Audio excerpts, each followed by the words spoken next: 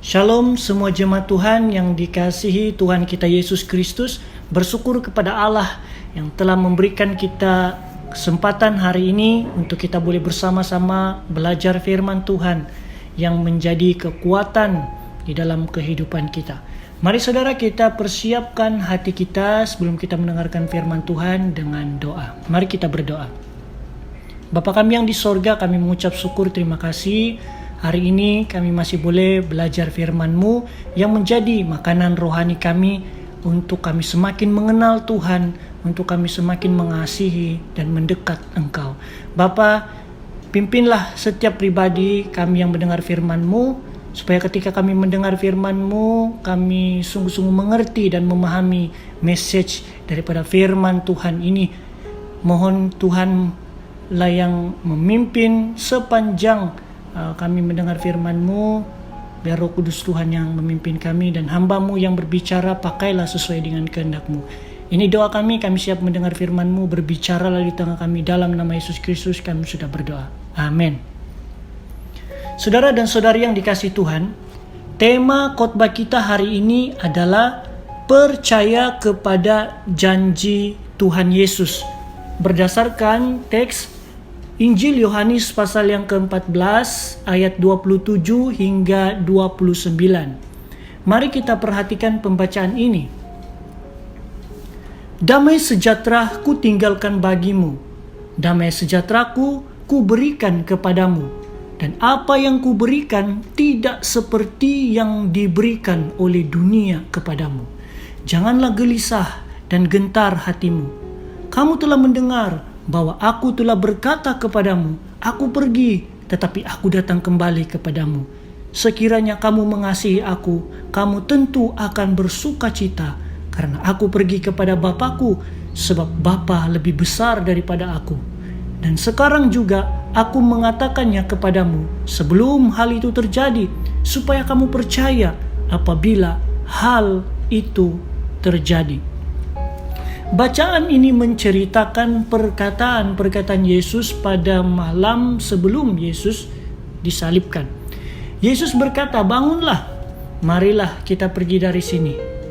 Ayat ini merujuk kepada Yesus mengajak murid-muridnya ke Taman Getsemani untuk berdoa.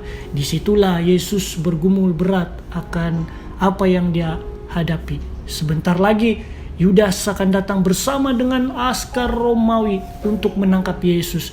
Yesus tahu esok ia akan mati. Yesus tahu dia akan menghadapi penyiksaan dan kematian yang mengerikan. Ia akan dicambuk dan dipaku di kayu salib. Tetapi saudara, menariknya adalah sebelum Yesus menghadapi semua itu, dia memberikan perkataan penghiburan dan damai sejahtera kepada murid-muridnya.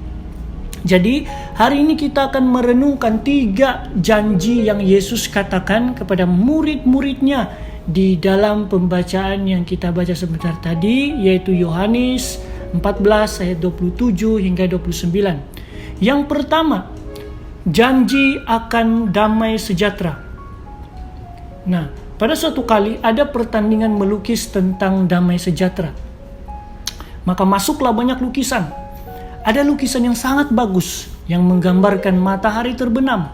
Ada gunung yang indah, ada danau yang tenang, ada burung-burung yang sedang terbang dan menyanyi dengan riangnya.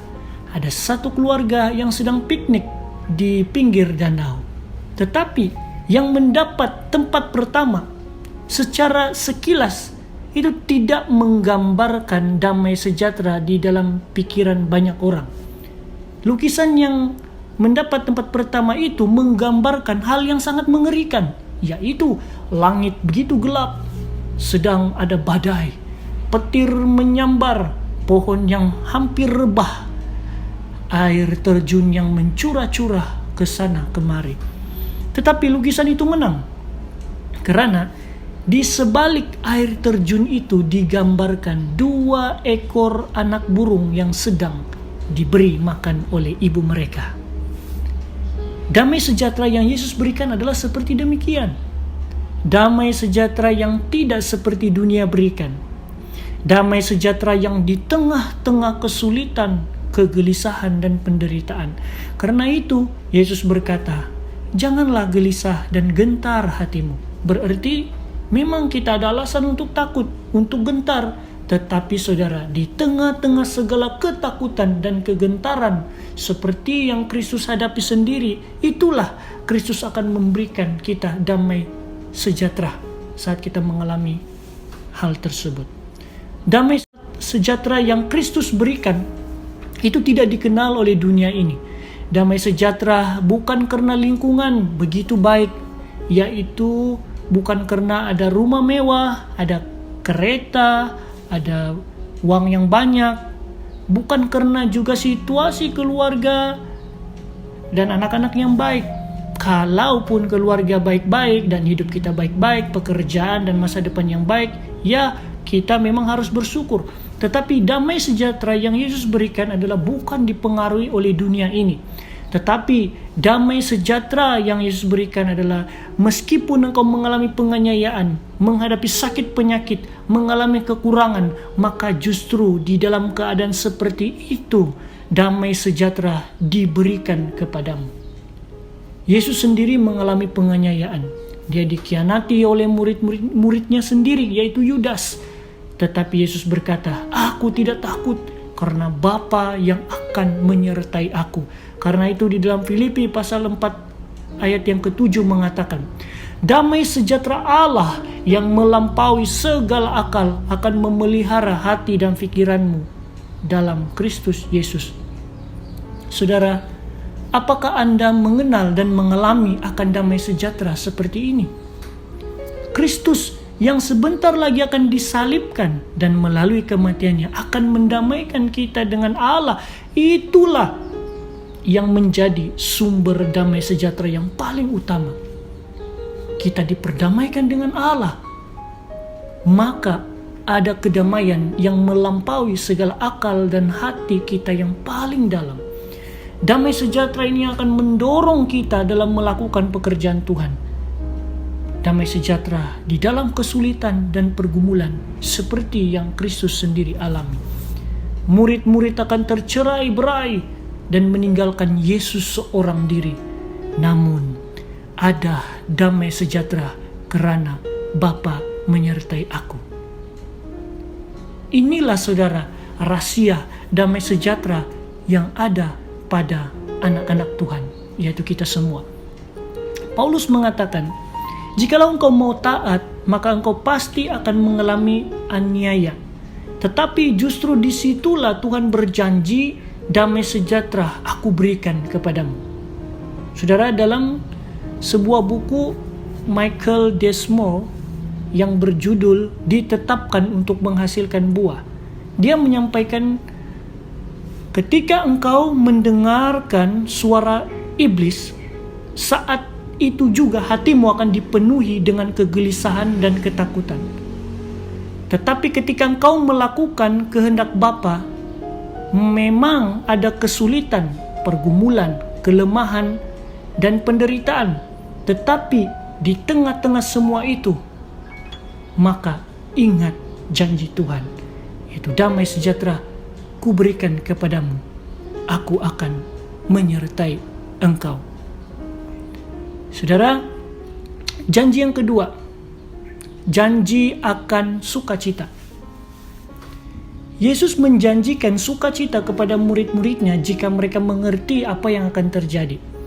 Karena itu, Yesus mengatakan, engkau tentu akan bersukacita ketika aku kembali kepada Bapa dan menerima kembali kemuliaan yang memang adalah milikku. Nah, janji sukacita ini saudara diberikan adalah karena Kristus telah menyelesaikan karya keselamatan daripada Allah dan telah memungkinkan kita mengambil bahagian di dalam persekutuan dengan Bapa, yaitu menikmati kasih, sukacita, dan kemuliaannya. Kalau engkau mengerti bahwa semua hal yang aku lakukan adalah karena kasihku yang paling puncak kepada Bapa, maka engkau akan bersukacita karena engkau akan berbagian dalam persekutuan dengan Bapa yang tidak akan terpisah lagi untuk selama-lamanya. Ini yang Yesus katakan. Jadi kalau engkau mengerti itu dan engkau berbagian di dalam kasihku, kata Yesus, maka engkau akan bersukacita di dalam sukacita Allah Tritunggal. bukan dalam sukacita dunia.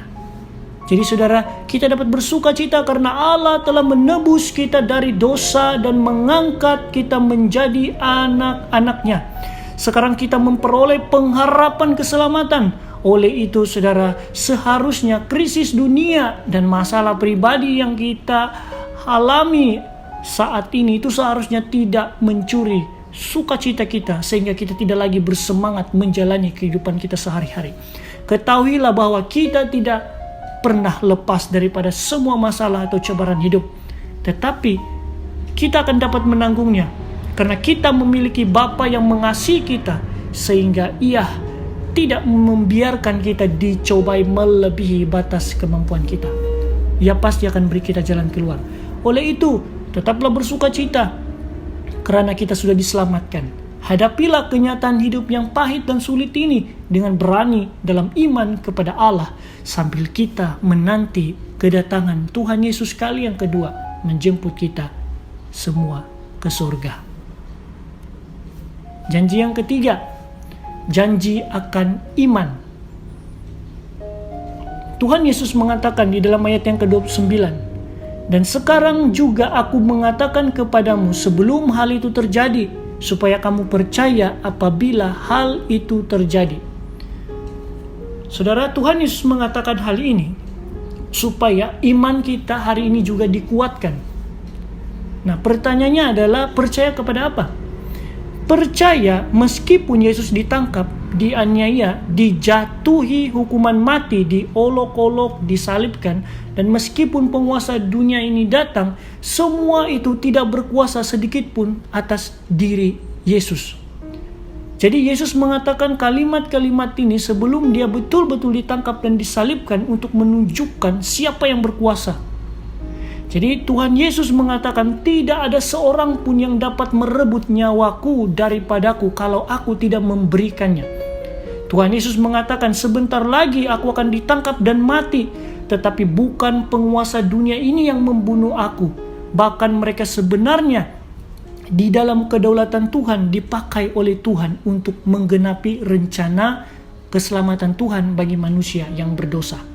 Aku akan menyerahkan nyawaku, menyatakan kasihku kepada Bapakku dengan ketaatan yang paling puncak.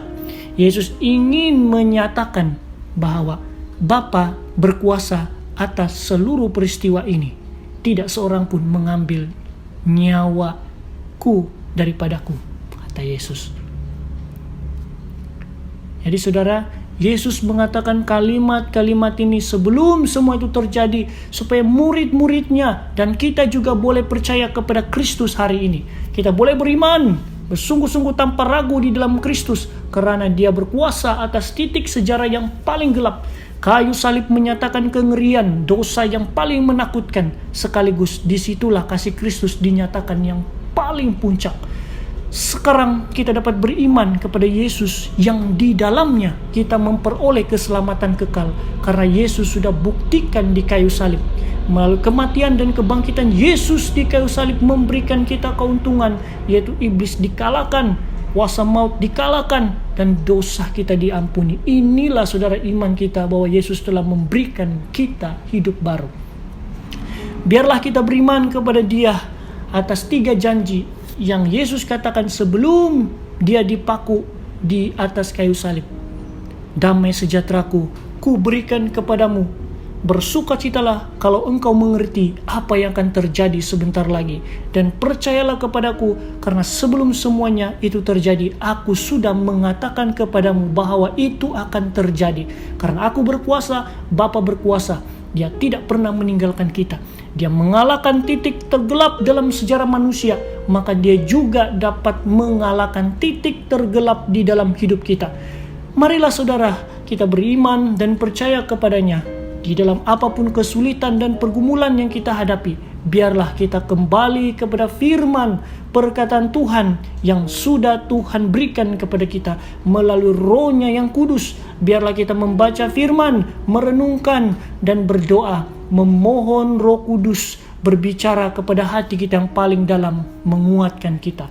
Damai sejahteranya yang melampaui segala akal boleh memimpin hidup kita, mendorong kita mentaati Tuhan dan melakukan kehendak-Nya. Semoga Tuhan berkati kita. Mari kita berdoa.